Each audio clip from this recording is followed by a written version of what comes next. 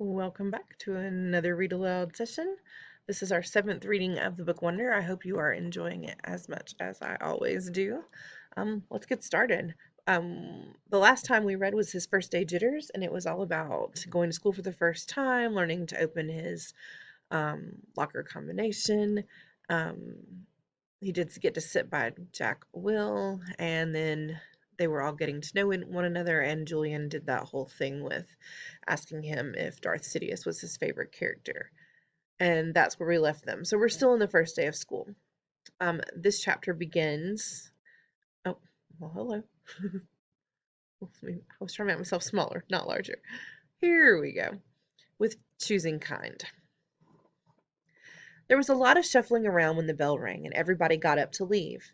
I checked my schedule, and it said my next class was English, room 321. I didn't stop to see if anyone else from my homeroom was going my way. I just zoomed out of the class and down the hall and sat down as far from the front as possible. The teacher, a really tall man with a yellow beard, was writing on the chalkboard. Kids came in laughing and talking in little groups, but I didn't look up. Basically, the same thing that happened in homeroom happened again. No one sat next to me except for Jack, who was joking around with some kids who weren't in our homeroom. I could tell Jack was the kind of kid other kids like. He had a lot of friends. He made people laugh.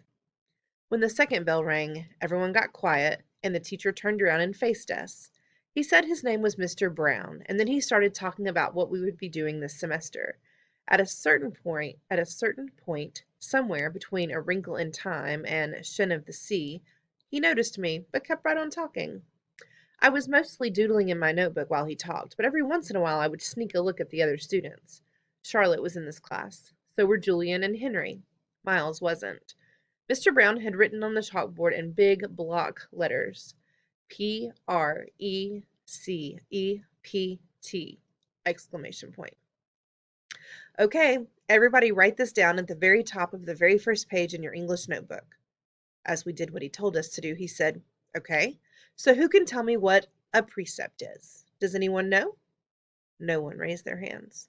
Mr. Brown smiled and nodded and turned around to write on the chalkboard again. Precepts equals rules about really important things. Like a motto, someone called out. Like a motto, said Mr. Brown, nodding as he continued writing on the board.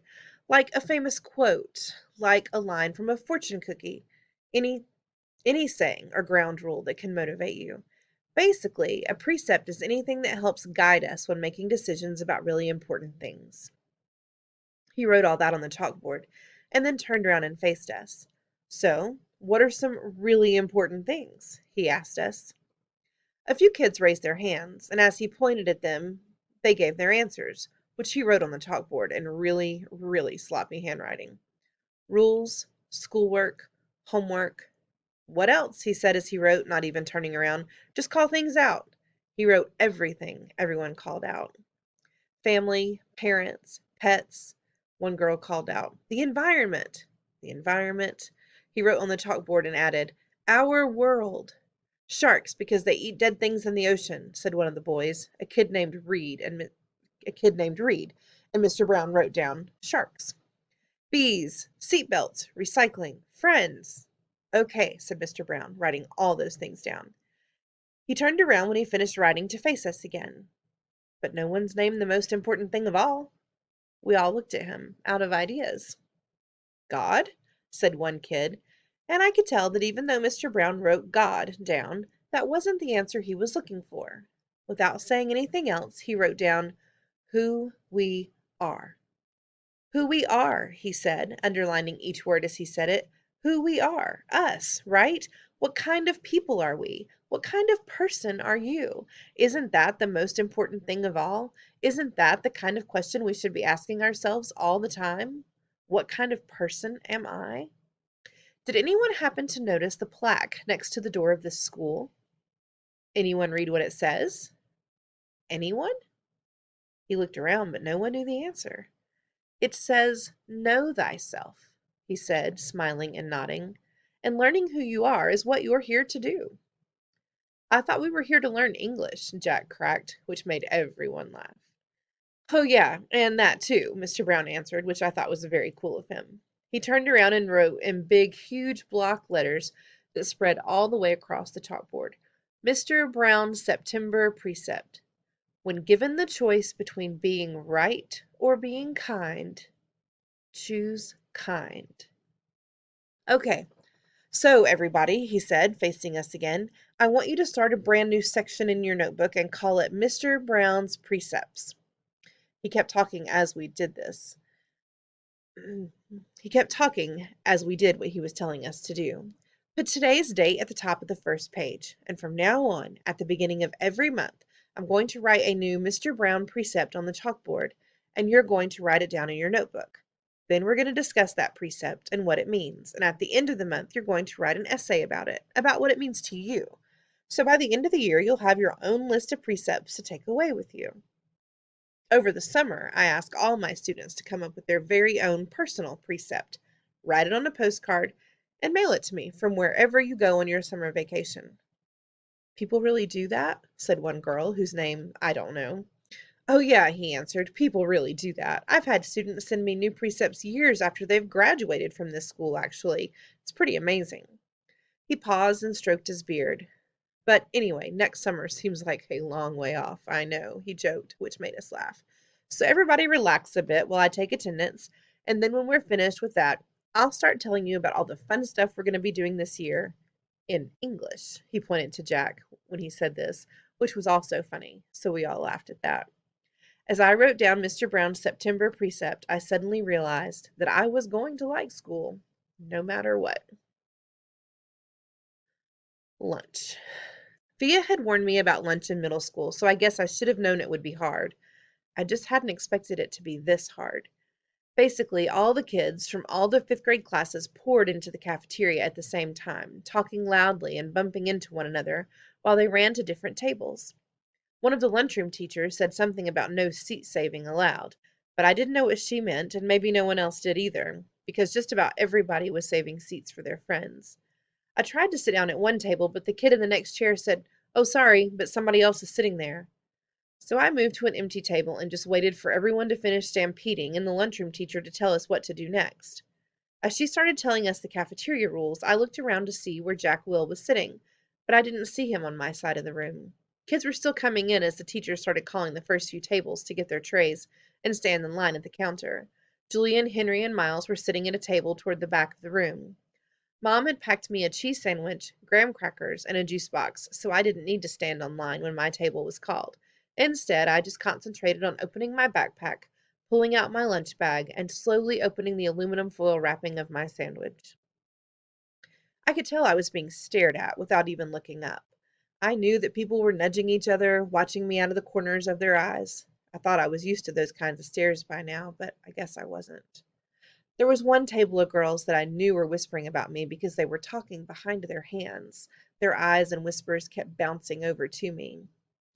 I hate the way I eat. I know how weird it looks. I had a surgery to fix my cleft palate when I was a baby, and then a second cleft surgery when I was 4, but I still have a hole in the roof of my mouth, and even though I had jaw alignment surgery a few years ago, I have to chew food in the front of my mouth. I didn't even realize how this looked until I was at a birthday party once, and one of the kids told the mom of the birthday boy he didn't want to sit next to me because I was too messy with all the food crumbs shooting out of my mouth. I know that kid wasn't trying to be mean, and he got in big trouble later, and his mom called my mom that night to apologize. When I got home from the party, I went to the bathroom mirror and started eating a saltine cracker to see what I looked like when I was chewing. The kid was right. I eat like a tortoise, if you've ever seen a tortoise eating, like some prehistoric swamp thing. The summer table. Hey, is the seat taken? I looked up, and a girl I never saw before was standing across from my table with a lunch tray full of food. She had long, wavy brown hair and wore a brown t-shirt with a purple peace sign on it. No, I said. She put her lunch tray on the table, plopped her backpack on the floor, and sat down across from me. She started to eat the mac and cheese on her plate. Ugh, she said after swallowing the first bite. I should have brought a sandwich like you did. Yeah, I said, nodding. My name is Summer, by the way. What's yours? August. Cool, she said. Summer, another girl came over to the table carrying a tray. Why are you sitting here? Come back to the table. It's too crowded, Summer answered her. Come sit here, there's more room. The girl looked confused for a second. I realized she had been one of the girls I had caught looking at me just a few minutes earlier, hand cupped over her mouth, whispering. I guess Summer had been one of the girls at that table, too. Never mind, said the girl, leaving. Summer looked at me, shrugged, smiled, and took another bite of her mac and cheese. Hey, our names kind of match, she said as she chewed. I guess she could tell I didn't know what she meant. Summer, August, she said, smiling, her eyes open wide as she waited for me to get it. Oh, yeah, I said after a second. We can make this the summer-only lunch table, she said. Only kids with summer names can sit here.